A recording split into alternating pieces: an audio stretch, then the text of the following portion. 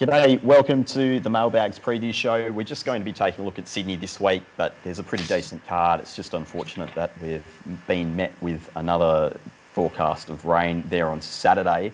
But Mark Shan, we've got a few decent races. We've got the Apollo Stakes, we've got the Light Fingers as well. Should be a couple of decent form races going forward. Yeah, could be a day to tread warily though, as was last week. We saw a few bite the dust at short odds last week with a rain-affected track, and we've got a lot of horses resuming from spells here on Saturday, and rain predicted as well on Friday and Saturday. So not sure what we'll end up with, but leaves a bit of a head scratch at the moment. But anyway, we'll try and find a winner or two. Yeah, exactly right. Mark Roden, rail in the 6 metre position. Do you have any prediction for how the track might be playing there on Saturday? I'm going to be a bit careful about predicting that. It's through to 6, which is a strange, they usually go out in increments of around 3. So it was true last week and out to 6. Rain forecast during the day, which would generally mean getting down the middle a bit. But against that, there's a pretty big southerly forecast, which traditionally favours leaders. So there's a few ways it could go. And so along with the first uppers, that we'll have to be a bit careful with. We'll have to be a bit careful with the pattern, I think. Yep. For sure. Okay, we're going to preview the quaddy legs. We'll start off with race 6, which is the Southern Cross over 1200. Masked Crusader obviously didn't salute last preparation. That's the nominal favourite at 250 best available. Standouts 440. Roy Heron 7, Hightail 8. Everything else is in double figures. Mark Shan, anything that takes your eye there in race 6? Yeah, look, I think Masked Crusader, if he takes the bull by the horns here and spears across from barrier 9, I think he'll take some running down. I liked his trial. A few things didn't go right for him last time, and he was narrowly beaten by Varda first up. And he had a bit of a gut buster at Rose Hill and didn't back up from that. So judging by the way he trialled, if he can get a similar sort of run and bounce and lead here, I think it'd be pretty hard to beat. I think the wet's okay. He's good fresh. Against that standout's probably not so good in the wet. A few of these others are, a bit of a question mark to me. Victorum got a lot of weight first up. So I'm with the favourite here. Okay. Mark Roden, the peak figure on the punting form data for Masked Crusader did indeed occur first up last prep when he was on that heavy 10. Are you leaning his way as well? Not really at the price. I do have him on top, but what's he, around 6 to 4-ish? Yep. Short enough for me for a horse that's never raced in this grade before. He's up to Group 3 level.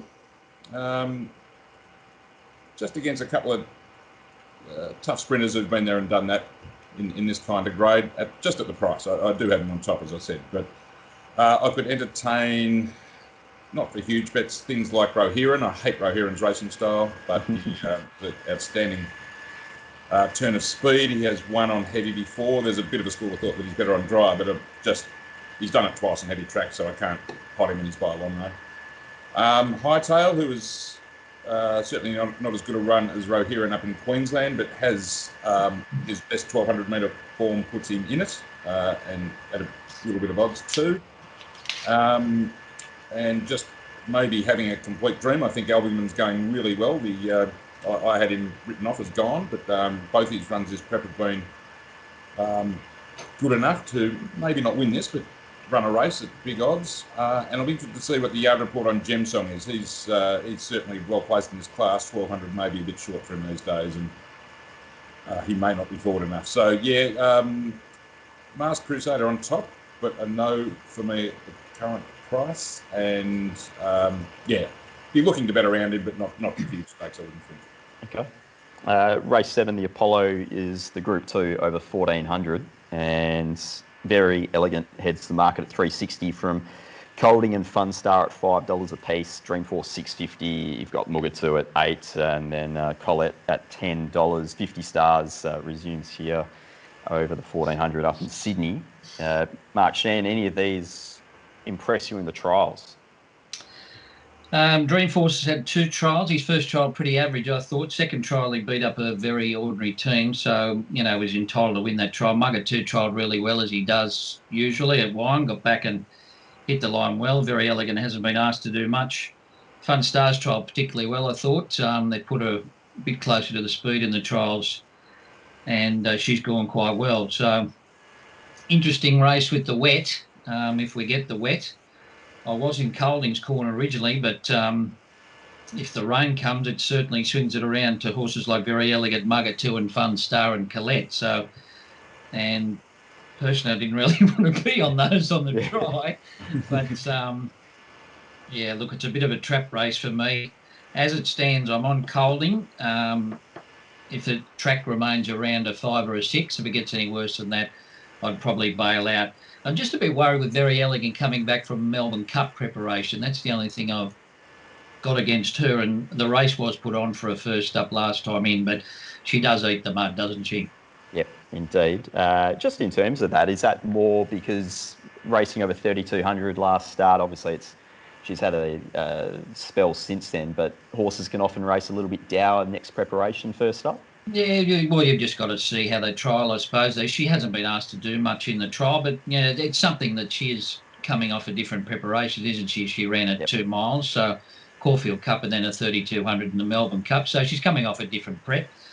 And as I said, I think she fluke winning first up last time in, whereas previously she'd taken a few runs to hit a peak. So, yeah, I think Mugger2 could come into this if it gets really wet. He ran a great race in the Cox Plate, and he's a good wet tracker. Yep, indeed. Mark Roden, any angle here in race 7 for yourself?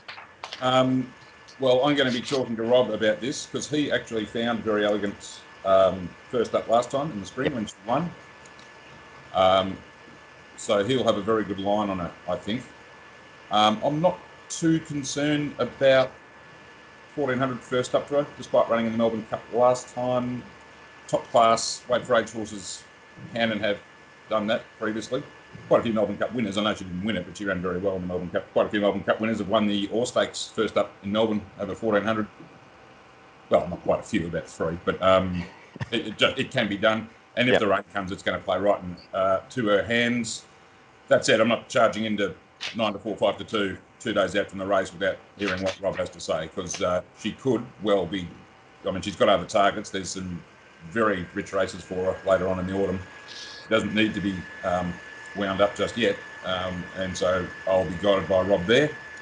Now, assuming it's wet, if we're going to be looking around her, I'd be looking to have smaller bets on Colette and even 50 Stars.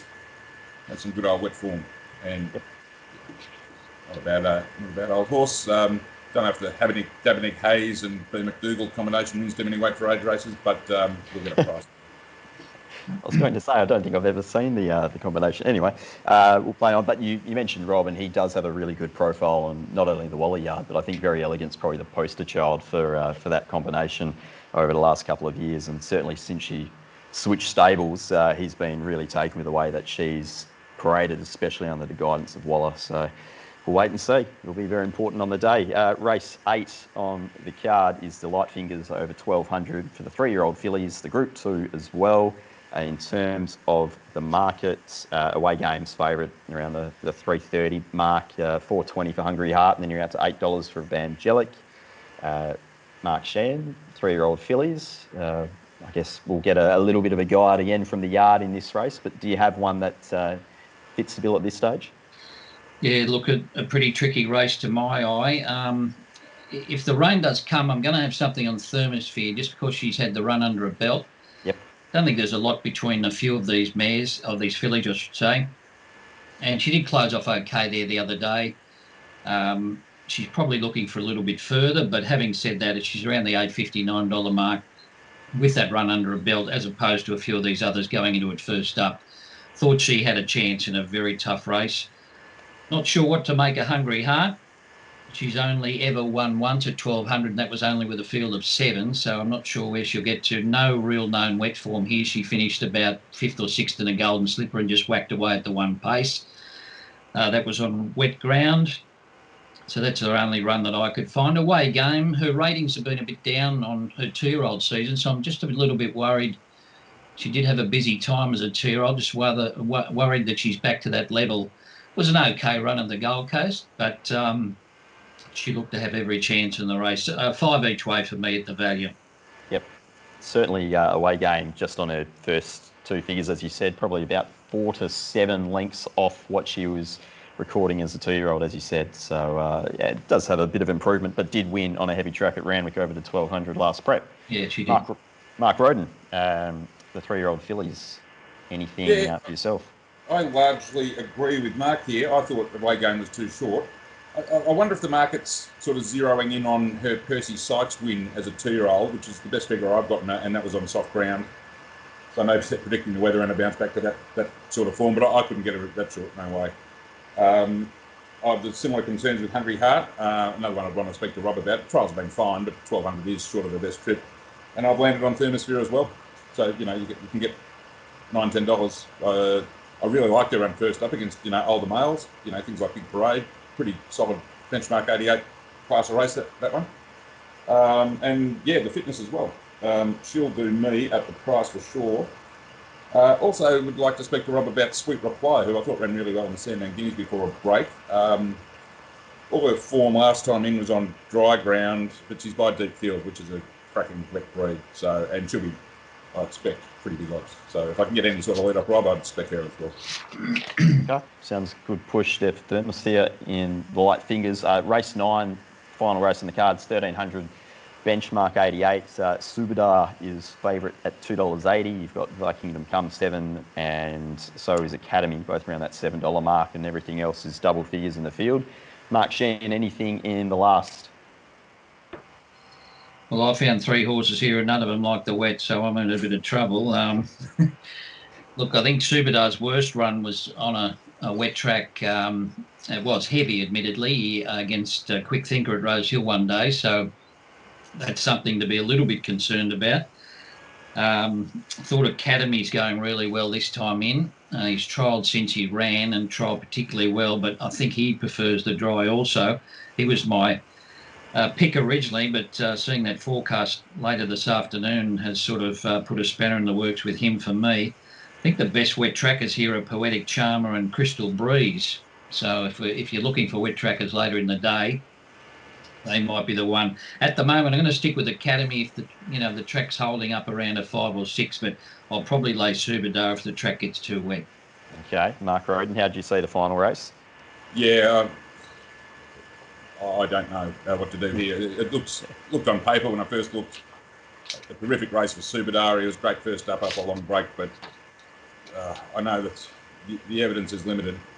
But that just sticks out like a sore thumb how bad that run was on the wet. And also he's by Seapoy, who are a pretty ordinary breed to start with, but they're legless on wet as a rule. So he might even be scratched this thing if it gets too wet. I wouldn't be surprised. I don't know. If she's double figure odds, I'll give Yamazaki a chance in anything, but because she's got such a great turn of foot, but she doesn't like the wet either. She's a dry tracker, I think. I'm a bit lost, to be honest. I think Thy Kingdom Come's going all right. Nash back on. Has handled wet okay previously, but I am approaching this race with zero confidence as it stands. Hopefully there's some, scratchings or something and the picture becomes a bit clearer. But yeah, as I said, I was very focused on Subadar, and the forecast is just stuffed that completely, to be honest. Okay. No, that's all fine. There's still plenty of time between now and race 9 on Saturday, that's for sure. Time for a few best bets, if possible, on what looks a difficult card, recording on a Thursday evening. There's also the Triscay on the card, which features a borderline favourite of this show in Ice Bath, but it's up against a short favourite in Talier. Mark Sheehan, do you have any thoughts on the earlier part of the card or a best bet to end the show? Oh, well, Talier should win there. She'd be doing a dance if it starts raining. She loves the wet. Not races I normally get involved in, the 2400s, but I didn't mind Carp Fever's run at Warwick Farm the other day, so I thought he handles the wet okay. He's won track and distance. I thought it was an improved run last start, so just a little bit each way on him. I thought Stay Inside would win the 2-year-old. He still had a lot of improvement and was a little bit cold. He could have been arrested for indecent exposure there on the day. So he didn't really have his mind on the job, but he still did it. So he looks pretty hard to beat. And away from that, I'm going to lay Canasta in race 5. I think it had a picnic in front the other day and don't think it'll get it the same on Saturday. Okay, very good. I like it. Canasta is currently 370, 380 around that mark. Mark Roden, any race that takes your fancy at the moment as a race to try and attack on the day? I like stay inside as well. On figures, he should be shorter than 280. I think 280 was best last time I looked.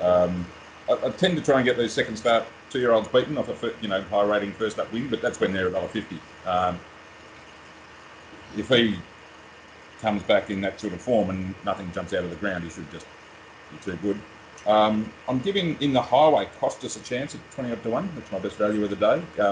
Chased a pretty hot speed last time, has wet form and decent highway form previously. Shouldn't be 20 to 1 in this field, I think. Some pretty flimsy form up the top of the market there. And yeah, I'll be around Canasta. I think if Taylor gets into $1.50 or something, and similar case to sort of Masked Crusader, she hasn't met a field of this depth before, although she could get just complete control if it falls away with scratchings and stuff and they're all first up. But if she gets ridiculously short, I might bet around her as well for coins. Okay, beautiful. A few little angles there for the weekend. Mark Roden, your stuff is available through the Mailbag online shop, which will be sent out through the app. Decent little day there yesterday at Warwick Farm. Yeah, Catapult, that rails hugging ride from Jay Collett turned into a good day. Had a small win at Hawkesbury on Tuesday, so try and string a few together. Right, beautiful. And Mark Sheehan, we'll look forward to your thoughts along with Rob Scurry there on Monday. Anything else that you've had a look at between now and then around New South Wales? No, we've got Canterbury tomorrow night, but I haven't had a chance. I had a look at some trials today. I'm still doing them, so I haven't had a chance to look at Canterbury as yet. But we had a big set of trials this morning at Rosehill with some slipper horses and a couple of others going around there. Okay, beautiful. Oh, look, we'll talk about it on Monday. Until then, guys, go well. See you, boys. Thanks a lot.